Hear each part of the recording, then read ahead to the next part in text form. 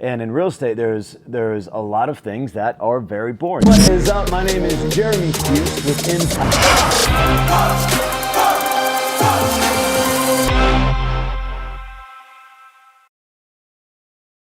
What's up, guys? My name is Jeremy Fuse, and I'm currently sitting in a hotel room in Las Vegas, but I wanted to shoot a quick video about if you're looking to start a team, if you're looking to build a team, if you're looking to add people to your business, if you're a solo agent and you're looking to do something bigger. Just kind of my story. I've been in real estate 4.5 years. I started a team year 2, and I've been super blessed and super fortunate to have a real estate career that I had. And I just wanted to share some things that I learned that maybe you could apply and pull out a few nuggets, may benefit you if you're thinking of doing that and learning from my mistakes and learning from things that I have learned. Maybe, right? Maybe it'll work for you, maybe not, but I just wanted to share my thoughts, my opinions on it. My name is Jeremy Fuse. Again, I own a team called Impact Real Estate in Arizona. We do about 80 million in production a year, and in 2022, we'll land somewhere between 75 to 90 flips, something in that ballpark. And something I think, let me rewind.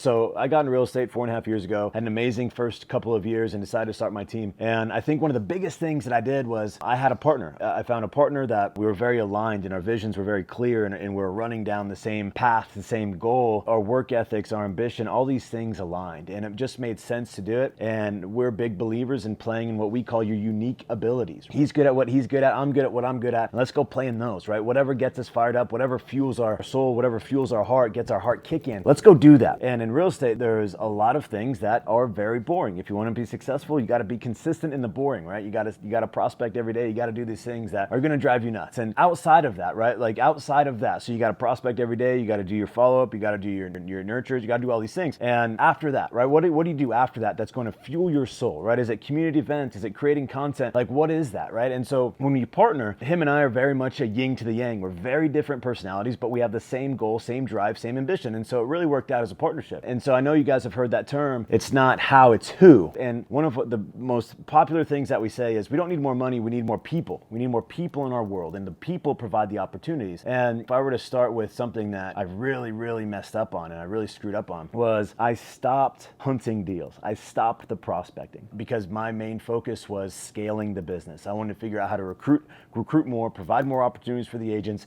and really dive into how do we scale what we currently have. If I were to throw out the biggest mistake I made, I would say that was it, was I hopped out of production way too early. And so now I'm jumping back in, right? I gotta get back into it and start doing the daily thing and start crushing more deals for a couple of different reasons. I want to be the leader that the team can look up to and say, hey, if I can do it, you can do it. Just that consistent revenue that you can depend on, right? And so we're going through this market shift right now. And so when the market was amazing, it's very difficult to see where the holes were in the boat. But now we're going through this market shift and the holes in the boat have been identified, right? Now we can work towards plugging those holes. But if we were in production the entire time, it would be much easier to do so because we'd have that revenue, right? And we know that we can go do it at a high level because we already have. And so if we were to stay in production, the money would have kept rolling in. Like, we are super fortunate and the team is still doing well, but it's just identified some holes that we want to place. So if you are thinking about growing and scaling your team, think about why you want to do it. What is your objective? What is your mission with that team? Something that fuels my soul is seeing others win. We have 4 impact laws. The third one is don't expect opportunity until you first create value for somebody else. And that is put in place because we create an ecosystem on the team. It's a big team. We have 26 agents right now, and it's really an ecosystem when I describe it. I don't really call it a team. I call it an ecosystem because agents plug in. There's an expectation that if you know the answer and you know what you should be doing, then you are to give that away, right? You are to share your experiences. You are to share your insight, your skills, your knowledge, your wisdom, everything that you've acquired throughout your real estate career with the new agents who come onto the team. Why I mention that is when you start a team, you need to figure out why you're doing it. Like, are you doing it to acquire more leverage? And so you can hop out of production and you can go spend more time with the family and do things that you want to do. Are you starting a team for ego? Like, I think that's totally fine to me. Like, I don't think that's a big problem at all. I think we all have egos, and I think as long as you know when to let it off the leash and when to hold it back, it's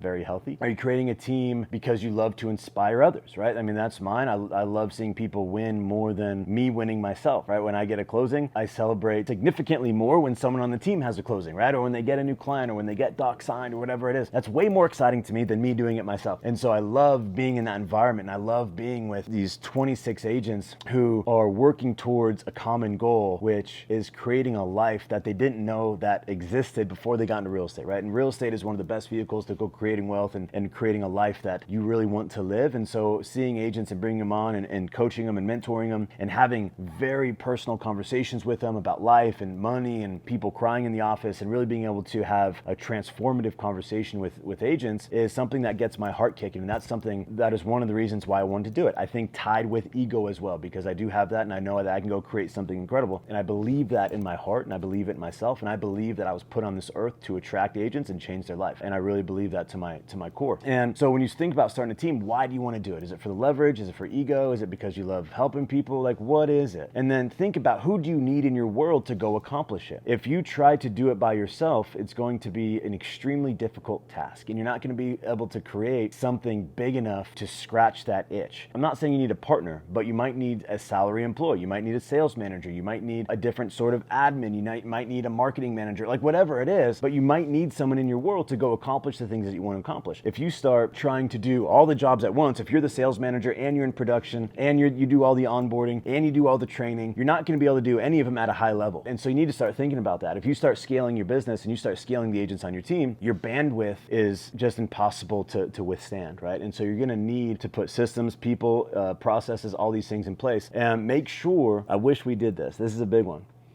Start creating SOPs from day one. If you're onboarding your very first agent, document how you onboarded them in great detail, because once you want to give that job away, it is significantly easier to train somebody how to onboard when you have an SOP. That's just an example, but like, start creating SOPs for everything. How do you prospect? How do you pull lists? How do you use the dialer? How do you knock? What are the scripts? How do you do an open house? Where do you put signs in the open house? Do you circle prospect? Do you knock the open house? What is your follow-up for the open house? What are these things? And so now when you go to train new people, you can just give them an SOP, be like, here we are, let's train on the SOP, and you're not just coming right off the noggin, hey, this is what I do. So that's something we've had to backtrack and really figure out the SOP systems. So it's just easier, because once you start to scale, you need more people in your world to help you scale, to take on more tasks and activities, and having a system in place is significantly easier for them to pick it up. And when somebody doesn't do something, typically it's because the leader either didn't train them on how to do it or didn't express that how they wanted that job done, or that they even wanted the job done, right? But sometimes the leader's like, hey, I told you to do this, and there's like this whole confusion. But typically it falls on the leader, not necessarily the employee. And so you need to make sure you have all your ducks in a row when you start bringing on paid employees, to make sure that they can do it at the highest level possible. And that is creating leverage for you to go do whatever you're good at, whatever your skill set is, whether that's recruiting, if that's training, if that's just agent relationship, like whatever it may be, whatever your skill set is to grow this team and to scale the team in the direction that you want to accomplish, you need that leverage so you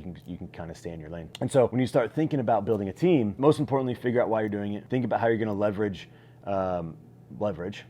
how you're going to use leverage to stay in your lane and maximize your time and your potential. And here's a great one, just kind of random one that popped in my head. Don't try to figure out if an agent is going to be good at being an agent after meeting them a few times. There's been plenty of times where we have sat down and we have a 3-interview process. It goes to sales manager, then it goes to either me and then my partner, right? Or flip-flop. But they speak to all 3 of us individually, sometimes in a group. But there's been too many times where we thought we understood somebody, we knew somebody, and we're like, no, they're not going to cut it, right? They're awkward socially, they're introverts, whatever it may be. And we were completely wrong. And so we never judge an agent anymore until we give them 86 days. You have 86 days to show us that you have what it takes, the work ethic, the understanding, the common sense, the self-awareness. What do you need to do to be a successful agent? You have 86 days to show us. And if it works out, it works out. If it doesn't, then we cut ties, we shake hands, and we're still friends, but it just ain't going to work out. So don't try to guess if an agent is going to be good. Let them prove you either one or the other. They're going to be able to make it. They're going to be able to cut it. They're going to put in the work, which is most important. They're going to show you that they're serious about what they want to accomplish, or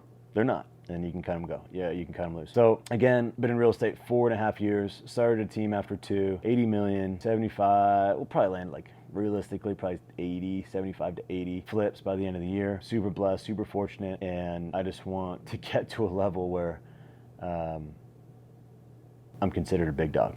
Right. Anyways, hopefully you guys can pull some nuggets. Again, don't know if any of that's useful for you, but I just wanted to share some of my insights while I'm sitting in this hotel room looking out this window at the airport here. Beautiful view. No, just kidding. But have a blessed day, guys. If reach out if you need anything. I am here to help. I'm here to serve. So if you have any questions about what I do, or if I can help you in any way, if you want to talk about EXP, love the brokerage, but I'm here to help, guys. So hopefully you got something out of that. If not, I'm sorry. Have a good day, guys. I'll see you later.